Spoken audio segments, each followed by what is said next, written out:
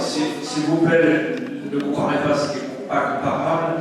La situation, je l'ai répété tout à l'heure, elle n'est pas choisie, elle est peut-être subie, mais on n'a pas d'autre solution que d'assumer.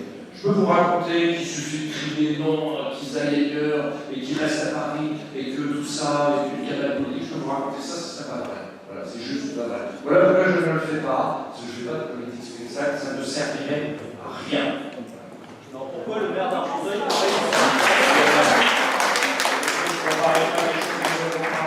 c'est pas parce qu'un maire, quel qu'il soit, fût-il de Paris, puisqu'il y en a des milliers et des milliers à Paris, il peut grandir, il peut vous expliquer que lui, il ne veut pas, qu'il suffit de crier, de prendre les médias témoins, ça ne se passe pas comme ça, ce petit exemple. Ah, Francis de Mormessi. Oui, parce que, mesdames, messieurs, bonsoir, je comprends les gens. Moi, je suis médecin, il y a eu ces derniers jours des inondations. Il y a des gens qui sont retrouvés sans maison. C'est bien pour pouvoir garder leur matériel et on les aurait hébergés dans le gymnase et ça leur semblé normal. On a là des gens qui vivent des situations d'air. Ils n'ont plus rien chez eux. Et il me semble que si la France, et en tant que médecin et soignant et qui travaille dans d'autres pays du monde, la France n'a pas ce pays d'accueil que moi j'aime et qui m'a accueilli. Si en tant que médecin, en tant que prendre soin de l'autre, on n'est pas capable de recevoir quelques personnes dans une ville comme la Nîmes, ça me désolerait, et je comprends les peurs, je comprends que vous ayez cette nécessité d'exprimer des choses, c'est normal. J'aimerais que ce débat soit un peu plus, moi j'ai accepté de venir ici pour témoigner de ce qui est du domaine de ma compétence, mais je pense que le côté humain est fondamental et que voilà, je suis un peu désolé si le débat prend ce tour-là.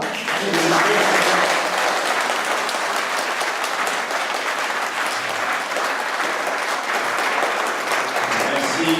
Je passe la parole à Jacques. Comme le disait Bert, j'ai une carrière dans le corps préfectoral, donc je connais un petit peu ces sujets. Et il se trouve par ailleurs que j'ai fait partie de ma carrière de préfet actuel de région, M. Caranco. Donc j'ai appelé, pas M. Caranco qui a 50 000 autres sujets, mais son collaborateur direct chargé de ces sujets. Bon, la première chose qu'il m'a dit, il me dit si tu me téléphones pour me demander pas envoyer les gens, c'est pas la peine, je raccroche. Alors je lui ai dit non, je ne téléphone pas pour ça, je téléphone pour savoir si éventuellement on peut trouver un autre site que le gymnase, dans la mesure où effectivement ce gymnase est occupé par des activités.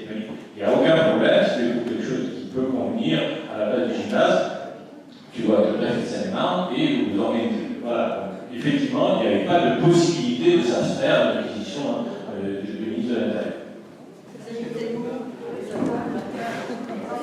Alors, d'autres questions? Alors, je prends le micro, voilà, et monsieur. Oui, bonsoir. On va écouter monsieur. Léo Dany, notre quartier est donc une situation qui peut dire entre guillemets privilégiée.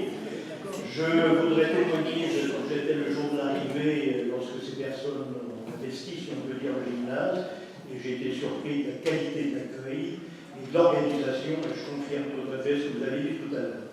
Je crois que toutes les questions qui sont posées ce soir sont pertinentes, simplement je voudrais mettre l'humanitaire d'abord.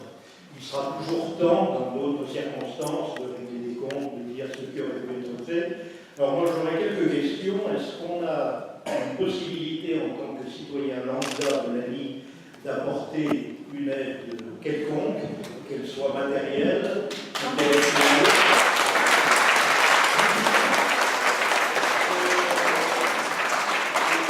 Le jour où je me suis présenté, donc j'ai eu un discours un peu analogue, et je voudrais savoir en quoi est-ce qu'on peut ne pas court-circuiter d'autres choses qui ont été organisées et qu'est-ce qui serait utile dans l'immédiat. La deuxième chose, j'aimerais bien, parce que quand il y a des peurs, il faut aussi savoir ce qu'il y a derrière, est-ce qu'on a une idée du profil de toutes ces personnes qui sont là? Visiblement, ce sont des nationalités très différentes, des cultures très différentes, des religions sans doute très différentes. Et qu'est-ce qu'il en est notamment sur l'après? C'est-à-dire, est-ce que ce sont des personnes qui tiennent à rejoindre Calais, pour faire un petit peu vite, ou est-ce que ce sont des personnes qui tiennent, avec la demande de droit d'asile, puisque vous avez présenté la situation telle qu'elle, qui peuvent avoir l'acquisition conditions donc, de travail, d'une nationalité, etc. Merci pour